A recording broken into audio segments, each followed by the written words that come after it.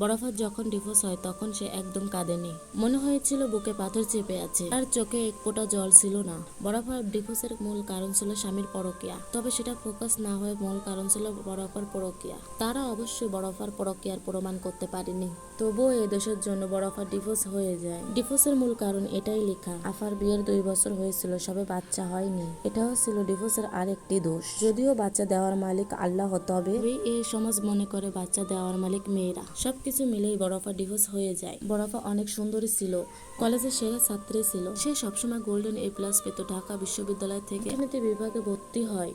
এর মধ্যে আপাকে দেখতে আসে আমার বরফার প্রাক্তন স্বামী, অনেক বড় ব্যবসায়ী, টাকা পয়সার অভাব ছিল না। ঢাকায় 1-2টি বাড়ি ছিল, গাড়ি ছিল অনেক, নেই থাকে তারা। সব মিলে ভাইয়ের অবস্থান ছিল অনেক। তার জন্য বিয়ের যখন প্রস্তাব আসে তখন আব্বা আর না করতে পারে নাই। ওদের মতো গরিব মানুষের কাছে এরকম প্রস্তাব বিশাল। তবে আপার শ্বশুর বাড়ির লোকেরা বলছিল আপাকে পড়াশোনা করাবে, কিন্তু তবে আপার অনেক ইচ্ছা ছিল সে BCS ক্যাডার হবে।